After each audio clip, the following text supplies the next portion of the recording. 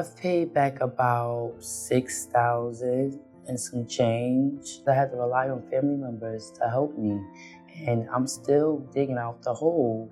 Cuando llegó enero 2023, seguían reduciéndome $394 de mi cheque de seguro social. Child support is absolutely critical and is often a really positive force when it works the way it's supposed to, which is to make reasonable demands on parents who are not living with their children, to help the parent who has the responsibility to take care of them day to day, to have the financial resources that are necessary to do that work. Foster care child support is a little different than that.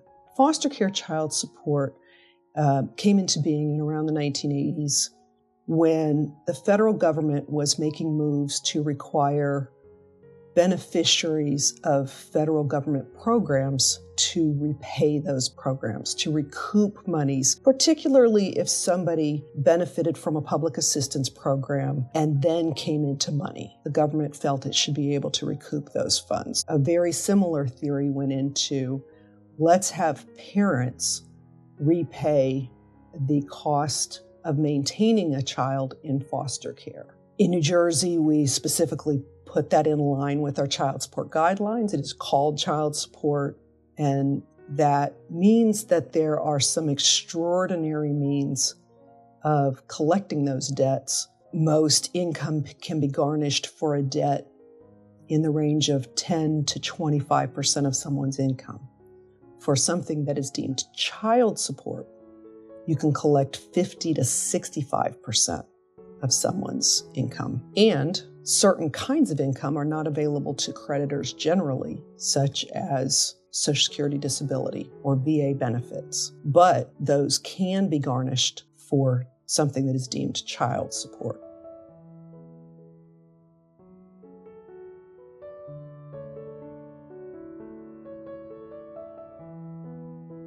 My car had got totaled, and I couldn't get to the school on time. And it was out of the district. It was a charter school, so I didn't want to take them out of charter. They have to be there by 7:30. 7:31, they're late. And if they're across town, I'm catching 2 buses. You know, I got to start my day, my first bus at 5:25. So we were struggling, we were late, and they started calling diapers. I would tell my kids, like, you know, okay, we're a little late, but just see if they got like breakfast or something you can eat before you go upstairs. And then that turned into a bigger thing. And that's when it was like, oh, the kid's not eating at home. And it all worked against me. So I ended up with a diapers case. 3 of my kids, they were gone for about 3, almost 4 years. When they first put me on child, I didn't even know. It was during COVID. Everything was kind of like, you know, we wasn't in court. I haven't seen my kids in months. I couldn't get into the mailbox, and I couldn't get to the office because of COVID and things. So I had to wait till some things opened up, and then I was able to get in. By then I had moved.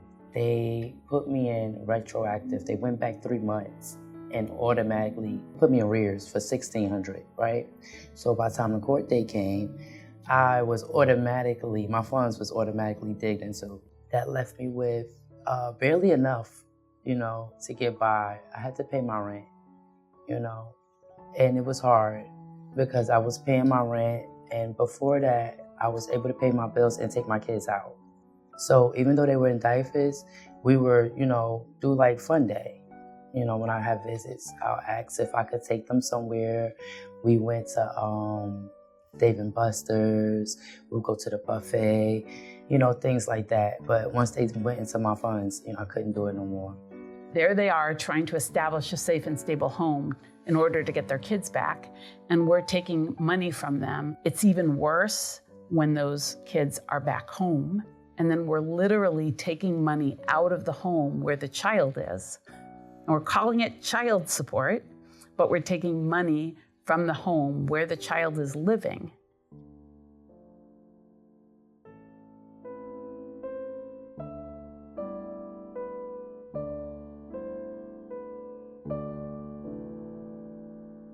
Mi hijo nació en el 2018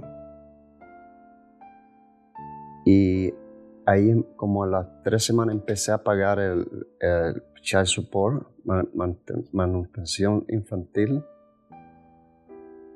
porque en ese tiempo yo trabajaba y me sacaban $200 quincenales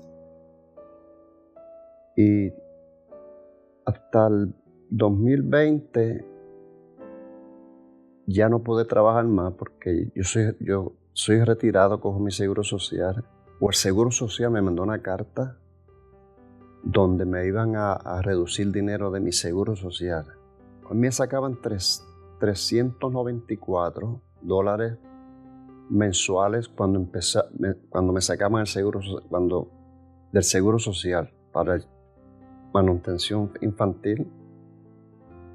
We recently had a father call us whose child had a number of significant behavioral problems that the division was helping with, and ultimately she did go into foster care. This father was a disabled veteran who had traumatic brain injury from his military service, and he was receiving VA disability benefits for that injury. And while the child was in care, they started a child support case, and they started garnishing his VA benefits. At some point, it became more than half of his benefits were going to pay for the foster care.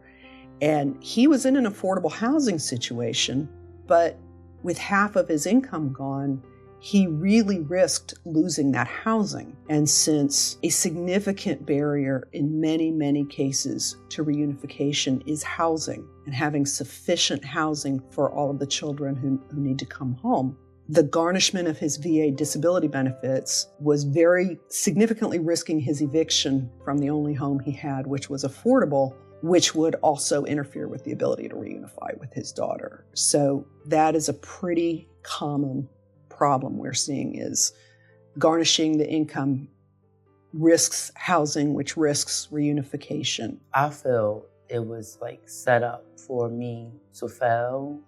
I couldn't buy them things, I had to reach out to my support group, who bought them clothes and shoes, things like that they needed. I couldn't do it because the money was still coming out, and I didn't understand why they were still taking money out of my checks, being though I have the kids now.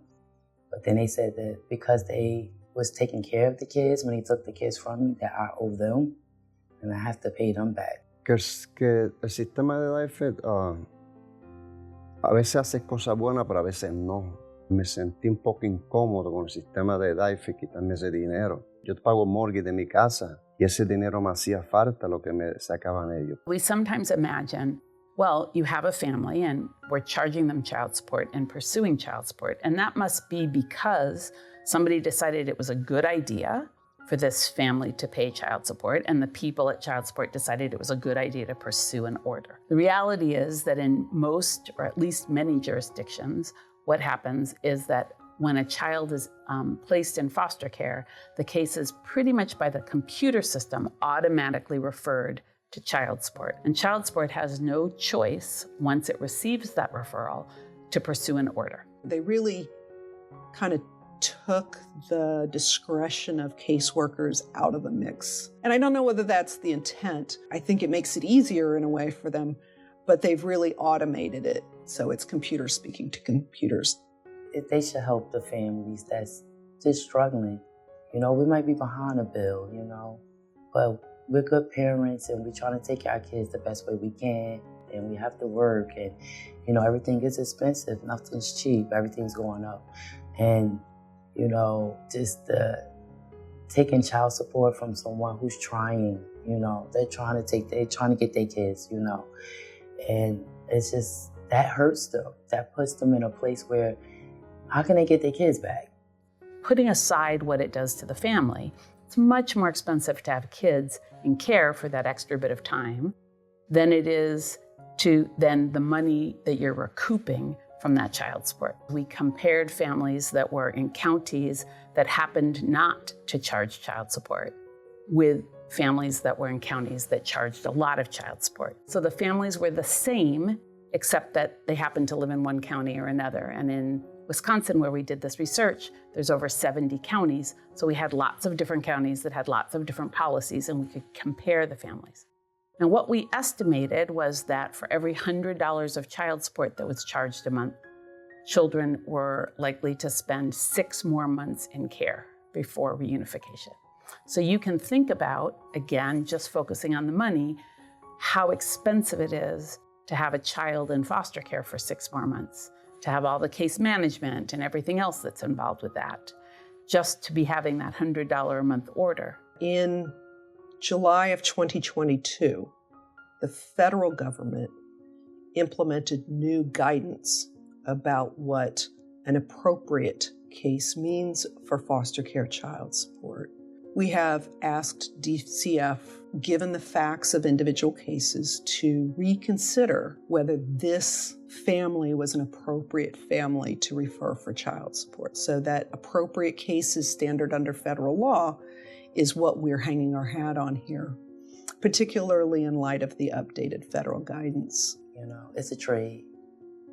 So they have these people that take these kids in, and they take them in because they're about money too. But for the families that's in the home, that's, struggling, they don't give them the help. They just tell them, like, you don't have this, you don't deserve the kids, you don't have that, and you need this and you need that. And they turn around, they give all those things to the people that take the kids. And it's unfair. It's weird to me. Are you trying to keep the family together? Or are you trying to keep them away from each other? Because that's the way it seems to me. If you're taking my money, then you're trying to keep me down. If I'm already down, you're trying to put me down lower. So it's not about bringing a family together. It's about breaking a family apart. And that's just how I feel about it.